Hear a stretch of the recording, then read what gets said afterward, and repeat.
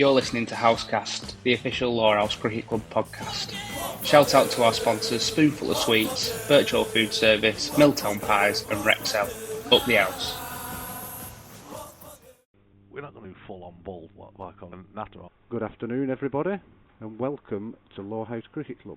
We're at the Cricket Club live trying to commentate on the feed showing on YouTube, our 20th century. So we're at the Brooks Foundation ground for the semi-final of the Worsley Cup between Lowerhouse Cricket Club and Norden Cricket. It is a bit of an experiment what we're doing at the moment, and we're hoping to get a bit of feedback, see if it's working or not, and how in sync it is with the commentary with the video. But I'm sure we'll go through bit by bit as I stop getting these messages through.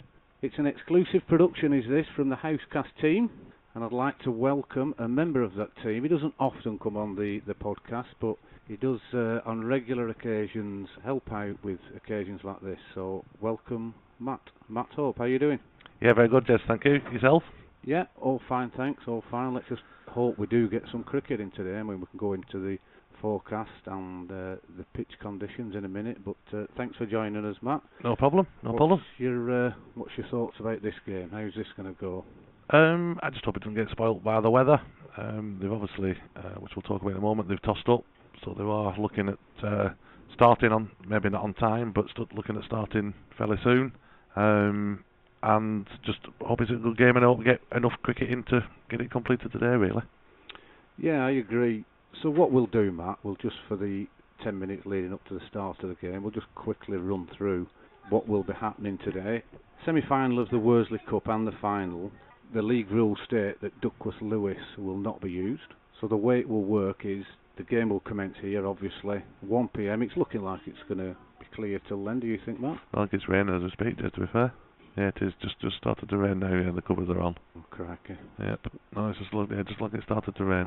So what will happen is, if the game does start today, Norden have won the toss and have elected to field. They will commence when the umpires deem it fit, and the rules state that once the first innings is completed, the game will then be classed as a game and will continue on the Monday night, Tuesday night, Wednesday night until the conclude, till the result is finalised. Is that your understanding, Matt? Have you seen the memo? Yeah, definitely. Yeah. If they play all the 50, it starts, so they don't even reduce the overs. Even if they don't start till 3 o'clock, you're still starting at 50 overs, batting first, and you play the 50 overs. If they get a full 50 overs in, then, yes, like I say, you come back Monday, Tuesday, Wednesday till it's complete. But if you only don't complete the first innings, then the game is null and void, and then no result, and it will be replayed next Sunday. Right, I see, so that's a reserve date. Yeah. And I think it's probably worth just mentioning, Matt, it's not just the 50 overs, is it? It's if the first innings is complete. So if Norden bowl Lowerhouse out for 110 in 20 overs, then the game will commence on the Mondays until the game finishes. So until the first innings are complete. Yeah, absolutely. Yeah. Right, good. So we've got that clear. Hopefully we've sorted a few things out for people who are listening around how the rules will work. It really is simple. If the first innings is completed today, the game will continue. If they play 45 overs and throws it down and there's no more play today, the game will start from afresh next Sunday. Yep, absolutely. Yep. Brilliant. Right, so just to go into a few other little points whilst we're waiting for the covers to come off. We're trialling this to see how it's going to work, and we've got some great volunteers up and down the country. Joe Beneducci's been sent to London, I believe, Matt? He has, yes, yeah, he's down there. I just had a message off him now, he's down there as we speak, coming through loud and clear. Yeah, so he's testing I think he's on a boat on the Thames, just to be fair. Yeah, I think Listen to it. Yeah, I think he cycled down. Yeah. And then he's sailing with Rachel on the Thames, so they're listening to this to make sure it's working. We've also got another volunteer down in Devon, Gary Morehouse. He's not got. Has he texted you yet? No, just on the general text. I haven't heard anything from him saying whether it's coming through loud and clear there. But knowing Gary, he's probably in a pub. Won't be able to hear it yet. Yeah, no, it's a good point that, and he generally likes some like disco type pubs out down there during the day. So with no Wi-Fi down there, are they? What they're not? No, were they still on 2G? I think so. Yeah. Is that not a football pitch? No, that was the plastics. Right, yeah. So let's see what happens. The covers are still on. It looks like drizzle. We're actually in the scoreboard. We struggle to see through the windows. It looks like they've been cleaned for the last 30 years, so that's obviously down to Stan. But at least there is windows in Jeff. There didn't used to be, didn't there not? I suppose there used to be broken windows. Yeah. So we've got the, obviously I'm in the other first team group, so I have got the potential batting order that's just come through from Ben, the skipper.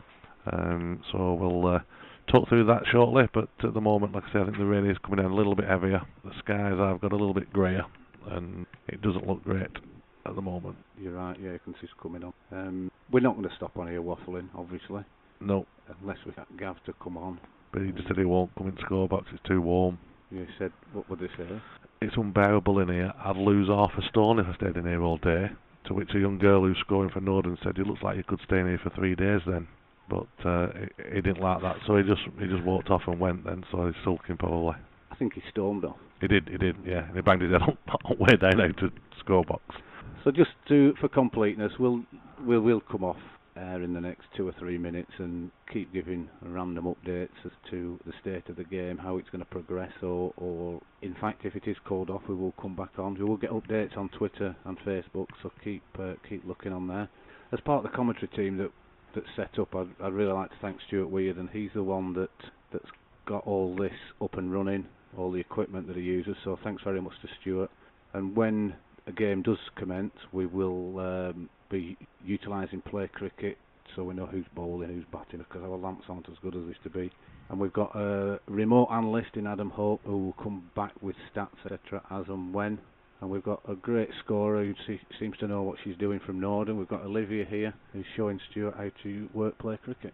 Right, I don't think there's anything else that we need to talk about. Matt, is there anything you want to just to go through the teams before we go, or should we wait till there's looking like play could commence? Yeah, I think let's just wait till play commences, to be fair, doesn't it? Because it might all change if it's cold off, and it's definitely coming down heavier and filling a little bit. But this is what the forecast said, so hopefully there is a bit of a break in it, and we can get some cricket. But if we're looking at the forecast, I'm not all that optimistic, to be fair.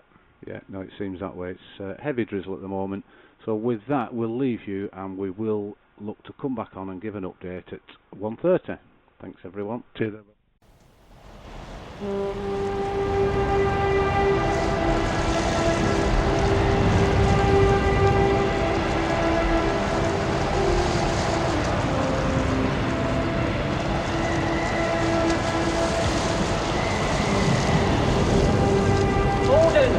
Norden!